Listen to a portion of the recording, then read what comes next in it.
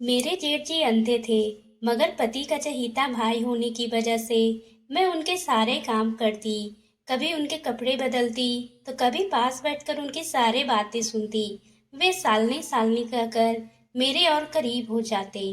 एक दिन मेरे पति ऑफिस के काम से दूसरे शहर गए हुए थे, तो मैं और जेठ जी घर पर अकेले थे। उस रात मेरे तो होश ही उड़ गए जब जेठ जी ने मैं शादी होकर अपने ससुराल आई, तो रिश्तेदार और पति ने मुझे अपने कमरे में बिठा दिया। मेरे सामने ही चारपाई पे मेरे जेठ जी बैठे टुकुर टुकुर मुझे देख रहे थे और मुस्कुरा भी रहे थे। जब मेरी नज़र उन पे पड़ी, तो मुझे ये बात बहुत ही बुरी लगी थी कि वो लगातार मुझे ही गौर से देखे जा रहे थे। इस वक्त वो लगभग 25 साल के आदमी थे, लंबा चौड़ा आदमी थे, लेकिन ऐसी हरकत 25 मिनट तक अलग अलग औरतें मेरे पास आती रही और मुझे मिठाई खिलाती रही, लेकिन मेरे जेठ ने तो न उठकर मेरे पास आए और ना ही कोई बात की। बस सामने बैठकर एक तक मुझे देखे जा रहे थे। दो चार बार मेरी भी नजरें उन पे पड़ी, तो मैंने उन्हें खुद को देखते हुए पाया। मैंने दिल में यही सोचा था कि बहुत ही बेशर्म आदमी है।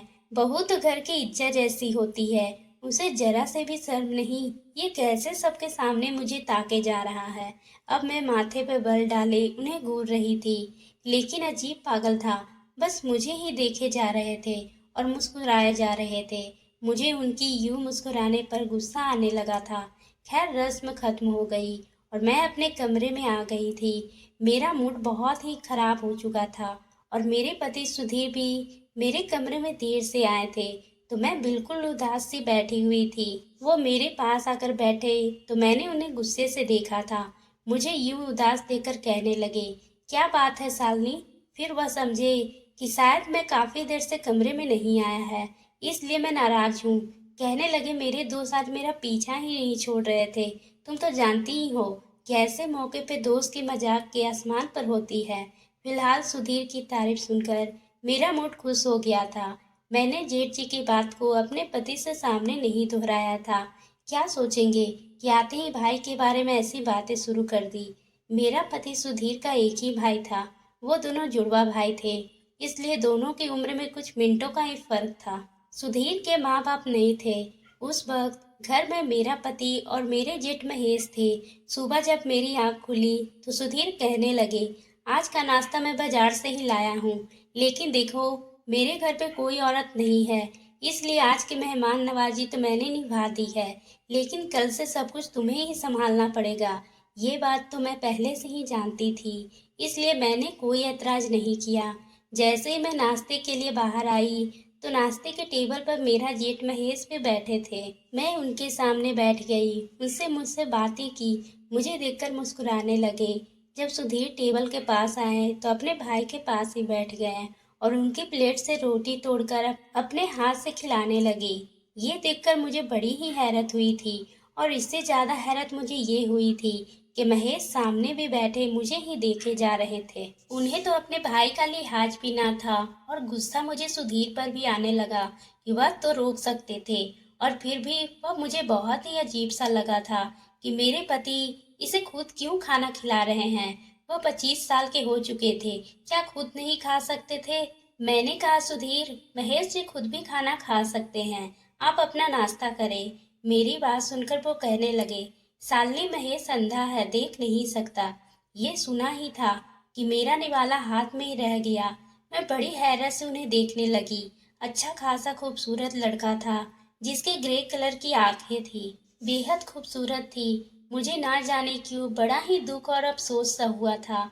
उनकी आंखों में ये कमी थी कि वह देख भी नहीं सकते थे, और कल मैं ना जाने दिल से इन्हें कितना बुरा भला बोल चुकी थी। सुधीर के चेहरे पे उदासी थी। सुधीर कहने लगे, महेश बचपन से ही अंधा है, शरीर में कुछ कमी की वजह से वो देख नहीं सकता। इसका बहुत ही इलाज करवाने की कोशिश की, लेकिन डॉक्टर कहते हैं कि ऑपरेशन से भी कोई फायदा नहीं है, इसलिए इनके सारे काम मैं करता हूँ। लेकिन अब यह तुम्हारी जिम्मेदारी है, तुम्हें अपना भाई समझकर इनके सारे काम किया करो। मैंने कहा, ठीक है, लेकिन मुझे बेहद अफसोस हुआ था। ये सुनकर, महेश जी अंधे हैं। महेश जी देखने में कितने खूबसूरत और यंग थे, काश ये देख भी सकते थे। मेरी बात पे महेश जी की आंखों में से आंसू झलके थे। कहने लगे, शालिनी, मेरी बड़ी ही ख्वाहिश थी कि मैं इस घर की बहू को देख सकूं, लेकिन मेरी किस्मत ही खराब है कि मैं तुम्हें देख भी नहीं सकता। कुछ ही देर पहले जो मेरे दिल में महेश जी के लिए नफरत के जज्बात थे, वो अब हमदर्दी में बदल चुके थे। कुछ दिनों तक सुधीर महेश जी की सेवा कर रहे थे। हमारे ससुराल में एक नौकर भी था जो महेश जी की सेवा और देखरेख करता था, पर उनके गांव से अचानक उसे फोन आ गया।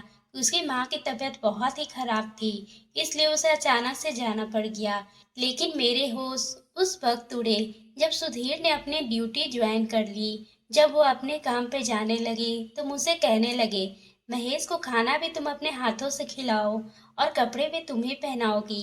खाना का तो सुनकर ठीक था, लेकिन कपड़े का सुनकर मेरा दिमाग थोड़ा सा चकरा गया। मैंने कहा, सुधीर, ये तो गलत बात है, सही नहीं है। मैं कैसे उनके कपड़े बदलवा सकती हूँ। कहने लगे, तुम अपने भाइयों की तरह ही समझो, उन्हें प्यार से सेवा करो। अब मैं ऑफिस के काम संभालूं या फिर भाई को संभालूं, बहरहाल तुम खुद ही मैनेज कर लेना। ये कहकर वो चले गए। मैं बहुत ही परेशान थी। अभी ये सोच ही रही थी कि क्या करूं क्या नहीं, जब मुझे महेश जी के कमरे से पुकारने की आवाज आई। वो सालनी सालनी कहकर पुकार रहे थे। मैं उनके कमरे में गई तो वो बनियान पहने खड़े थे। कहने लगे, शालिनी, ये शर्ट मुझे पकड़ा दो जरा। सुधीर ने कहाँ रखी है, पूरे बेड पे हाथ मार के देख चुका हूँ, लेकिन समझ ही नहीं आ रही है कि कहाँ है। उसकी शर्ट बेड के किनारे पे लटकी थी। मैंने वह शर्ट उन्हें पकड़ा दी। उन्होंने शर्ट पहन तो ली, लेकिन बटन को आधे टेढ़े बंद कर रहे थे। मजबूरन मुझे ही आगे बढ़ना पड़ा। मैंने कहा, आप छोड़ो, मैं बटन बंद करके दे देती हूँ। मैं उनकी शर्ट के बटन बंद किए तो वह बहुत ही खुश हो गया और कहने लगे, मेरे बाल भी बना दो। मैंने ड्रेसिंग टेबल से कंघा निकाला और उनके बाल भी बना दिए। फिर कहने लगे, मुझे अपना हाथ दो। मैंने कहा, क्यों? कहने लगे, दो तो पहले। मैंने डरते डरते उन्हें अपना हाथ पकड़ाया था। मैं यही सोच रही थी कि वह क्यों मेरा हाथ पकड़ना चाहते हैं। उन्होंने मेरे हाथ को अपने हाथ में लिए थे और कहने लगे, तुम्हारा बहुत बहुत शुक्रिया। ये कहकर वो मेरा हाथ छोड़ दिए, पर कहने लगे, शालिनी, तुमको देख तो नहीं सकता, लेकिन महसूस तो कर सकता हूँ। इसलिए आपका हाथ पकड़कर महसूस किया कि इस घर की बहू कैसी होती है। मुझे तो माँ की मोहब्बत भी नसीब नहीं हुई। मैं बहुत ही छोटा था जब मेरी माँ का देहांत हो गया और पापा भी 1 साल पहले ही गुजर गए। जब तक मेरे पापा जिंदा थे तो वही मुझे संभालते थे, लेकिन उनके बाद सारी जिम्मेदारी सुधीर पर आ गई। और शादी के बाद तुमने भी कुछ दिन अच्छी तरह से नहीं गुजारी कि मेरा बोझ तुम पर भी पड़ गया। वो बड़ा ही उदास होकर ये सब कह रहे थे। मैंने कहा, आप किसी पर भी बोझ नहीं है, और मुझ पर तो बिल्कुल भी नहीं। मेरी बात पे वो मुस्कुराने लगे और कहने लगे, तुम बहुत ही अच्छी है, मेरा इतना ख्याल रखती है। लेकिन जैसे जैसे वक्त गुजरता गया, मेरे जेठ महेश की हरकतें कुछ अजीब सी होने लगी थी। वह मुझे बहुत ही ज्यादा खुले मिजाज का होने लगे थे। अब तो मुझे खुद पुकार कर कहते, साल ने मुझे शर्ट पहना दो। कभी कहते, टोली से मेरे बाल पोंछ दो। ये काम तो खुद भी कर सकते थे। मुझे तो लग रहा था कि बस एक जेठ है और एक पति, मुझे तो घर में कोई काम भी नहीं होगा। लेकिन मैं तो जेठ जी की वजह से घर चक्कर से बन के रह गई थी। कभी किचन से बर्तन धो रही होती तो वह सालनी सालनी कर चिल्लाने लगते। मैं भाग कर उनके कमरे में आती तो वह हंसने लगते थे और हाथ में मोबाइल पकड़ा होते थे और कहने लगते, मेरे साथ बैठकर यहाँ गाना तो सुनो जरा, कितना अच्छा है। वो देख तो नहीं सकते थे, लेकिन सुन सकते थे, इसलिए मोबाइल पर कहानी और गाने सुनना उनका शौक था। मैं बड़े ही प्यार से उन्हें कहा, मैं आपके साथ गाने सुनूं या फिर घर के काम करूं, मुझे तो बहुत ही सारे बर्तन भी धोने हैं। ये सुनकर महेश जी हंसते हुए कहने लगे, मेरे पास बैठो, मेरे साथ ये गाने सुनो, तुम्हारी तबीयत भी खुश हो जाएगी।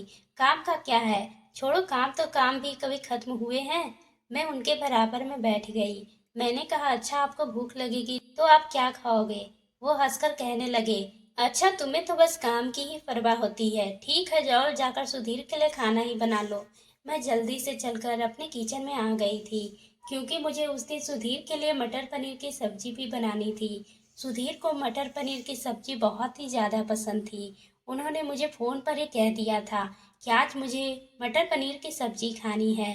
उनकी बात को मैं कैसे टाल सकती थी। इसलिए मैं खुशी मन से अपने पति सुधीर के लिए उनकी पसंद की सब्जी ही बना रही थी। और कुछ ही देर गुजरी थी कि सुधीर भी वापस अपने ऑफिस से घर आ गए थे। उन्हें देखकर मुझे बहुत ही खुशी मिलती थी, क्योंकि घर में कोई भी मुझसे बात करने के लिए घर में नहीं होता था। एक जेठ जी थे जो देख भी नहीं सकते थे। मैं उनसे क्या बोलती, बस हल्के फुल्के बात कर लिया करती थी। वो ज्यादातर अपने कमरे में ही होते थे और मैं अपने कमरे में। जब सुधीर घर पर आते थे तो घर में रौनक सी लग जाती थी और महेश जी को भी बहुत ही खुशी होती थी, क्योंकि वह अपने भाई के साथ गाने सुनकर बहुत ही खुश होते थे। दिन इसी तरह से गुजर रहे थे। एक दिन सुधीर जी को किसी काम से दूसरे शहर गए हुए थे। उन्होंने मुझसे कहा था कि मैं उनके भाई महेश का अच्छे से ध्यान रखूं। मैंने उनके वादा किया था कि महेश जी का अच्छे से ध्यान रखूंगी, और वह ये कहकर घर से रेलवे स्टेशन के लिए निकल गए थे। उनके जाने के बाद घर बिल्कुल भी सुनसान सा हो गया था। अभी तक हमारी कोई औलाद भी नहीं हुई थी जिससे घर में रौनक सी लगी रहे। इसलिए मैं उदास मन से चुपचाप अपने कमरे में ही चली गई। अगली सुबह जब मैं सो के उठी तो मेरी तबीयत कुछ ज्यादा ही खराब लग रही थी। मुझे बुखार के साथ साथ सर में भी दर्द काफी थे।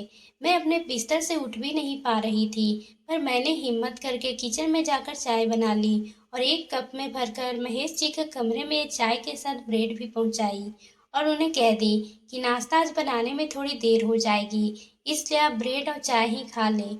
ये कहकर मैं उनके कमरे से वापस अपने कमरे में चली आई थी, क्योंकि मुझ में इतनी हिम्मत नहीं थी कि मैं फिर से जाकर किचन में नाश्ता बनाती। मैं अपने कमरे में आकर वापस से लेट गई थी। सुबह से दोपहर का वक्त हो चले थे। मैं घर में खाना भी नहीं बनाई थी। तभी अगले ही पल धीरे धीरे महेश जी चलकर मेरे कमरे में आ गए। मैं उस समय आंखें बंद करके लेटी हुई थी। उनके आने की आहट में एकदम से घबराकर उठ गई और कहा, महेश जी आपको कुछ चाहिए था क्या? वो कहने लगे, शालिनी आज घर में अभी तक खाना नहीं बना है, सब कुछ ठीक तो है, तुम्हारी तबीयत तो खराब नहीं? मैंने कहा, मुझे अचानक से फीवर इतनी ज्यादा आ गई है, मैं बेड से उठ भी नहीं पा रही हूँ। पर आप चिंता ना करें, मैं थोड़ी देर आराम कर खाना बना दूंगी। महेश जी ये बात सुनकर धीरे धीरे मेरे कमरे से बाहर चले गए और मेरी भी तबीयत इतनी ज्यादा खराब थी कि मैं भी अपनी आंखें बंद कर ली। कुछ समय बाद जब मैं नींद से उठी तो मैंने सोचा कि मैं बाहर जाकर किसी से दवा मंगवा लूं, क्योंकि घर में तो कोई ऐसा था ही नहीं जिससे मैं दवा मंगवा सकती। मैं अपने बेड से धीरे धीरे उठकर जब कमरे से बाहर आई तो महेश जी ने मुझे अपने कमरे में दिखाई नहीं दिए। तो मैंने सोचा शायद वो बाथरूम में गए होंगे। इसलिए मैंने बाहर वाले दरवाजे को खोलकर बगल वाले देवर से कहकर दवा लाने के लिए उसको पैसे दे दी। उन्होंने कहा, ठीक है, मैं जाकर अभी दवा ले आता हूँ, और मैं वापस अपने घर में आ गई थी। थोड़ी ही देर गुजरी थी कि अचानक देवर ने आकर जोर जोर से चिल्लाने लगा और कहने लगा, भाभी आप कहाँ हैं? जल्दी से चलिए मेरे साथ। मैं घबराते हुए कहने लगी, क्या हुआ है, सब ठीक तो है? मुझे लगा शायद पड़ोस में कुछ बातें हो गई हो और मेरी जरूरत हो, पर देवर ने जो बात मुझे बताई उसे जानकर मेरे तो होश ही उड़ गए और मैं फौरन से भागकर अस्पताल पहुंची थी। वहां जाकर मैंने देखा कि महेश जी आईसीयू के अंदर थे। मैं रोते हुए सुधीर को फोन की थी। सुधीर को जब पता चला तो वो जल्दी से घर आए थे। महेश जी के बहुत ही बुरी तरह से एक्सीडेंट हुआ था। अगल बगल से पता चला कि वह दवा लेने के लिए सड़क पार कर रहे थे। इस दौरान उनका एक्सीडेंट हो गया और इस दौरान ही जल्दी से उन्हें अस्पताल ले जाया गया। ये सुनकर मैं फूट फूट के वहीं रोने लगी थी। मुझे रोता हुआ देखकर सुधीर जी ने मुझे समझा कर घर वापस भेज दिया था, क्योंकि मेरी भी तबीयत बहुत ही ज्यादा खराब थी। मैं घर आकर भी बेहद ही परेशान थी और रात के वक्त मैं सो भी नहीं पा रही थी। तभी मुझे सुधीर जी का फोन आया। मैंने फौरन से फोन उठाया और कहा, महेश जी कैसे हैं? वो कहने लगे, बहुत ही ज्यादा जख्मी हुआ है। मैंने तुम्हें कहा था ना कि मेरे भाई का ख्याल रखा करो। ये कहकर सुधीर जी रोने लगे थे और कहने लगे, मुझे बहुत ही फिक्र हो रही है। भाई को इस तरह से तकलीफ में देखकर मुझे बर्दाश्त नहीं हो रहा है। वो बुरी तरह से चिल्लाया जा रहा है। मैंने कहा, मुझे बुखार था, मुझे क्या मालूम था कि कब घर से बाहर चले जाएंगे। आंसू तो मेरे भी बह रहे थे। मेरे पति कहने लगे, मैं अस्पताल में ही रहूंगा, तो मेरा इंतजार मत करना। मैंने कहा, ठीक है। मुझे लगा कि सुबह मेरे जेठ जी की हालत में कुछ राहत मिल जाएगी, वो ठीक हो जाएंगे और फिर घर आ जाएंगे। मैं उनका बहुत ही ख्याल रखूंगी। लेकिन जो खबर मुझे सुबह सुनने को मिली, मेरे तो होश ही उड़ गए। सुधीर ने कहा कि महेश भाई हम लोगों के बीच अब नहीं रहे।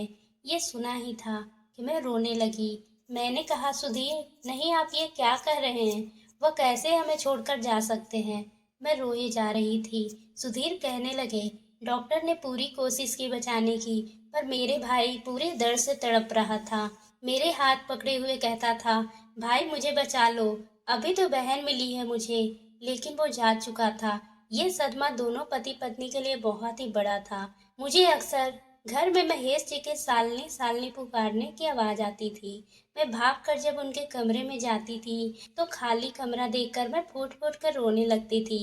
कभी मुझे लगता था कि वह हंस रहे हैं और कह रहे हैं कि सालनी छोड़ो सारे काम और मेरे पास आकर बैठो, मैं तुमको गाने सुनाता हूँ। खैर इन्हीं यादों के साथ ही दिन गुजर रहे थे और कुछ ही महीनों बाद में उम्मीद से हुई थी। सुधीर मेरा बहुत ही ज्यादा ख्याल रखने लगे थे। लेकिन यह पूरा वक्त भी मैं महेश जी के याद में ही रोते ही गुजारा था। वह बहुत ही अच्छे इंसान थे और मैं सोच रही थी कि काश मैं उठ जाती और वो दवा लाने के लिए नहीं जाते। पर जो किस्मत में होता है उसे कौन रोक सकता है। और फिर मेरा घर में बेटा पैदा हुआ था।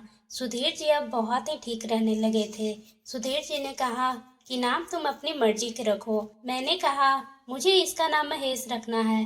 मेरी बात सुनकर सुधीर की आंखें भर आई थी। मैंने उस बच्चे को सीने से लगा लिया था। मैंने कहा ऊपर वाले ने हमें दूसरा महेश दे दिया है, यही अब हमारे गमों को भरेगा। तो दोस्तों, आपको ये कहानी कैसी लगी? अगर पसंद आई हो तो आप मेरे चैनल को सब्सक्राइब करना ना भूलें और बेल आइकन को भी प्रेस कर लें, ताकि हम आपके लिए इसी तरह की दिलचस्प कहानी लाते रहें।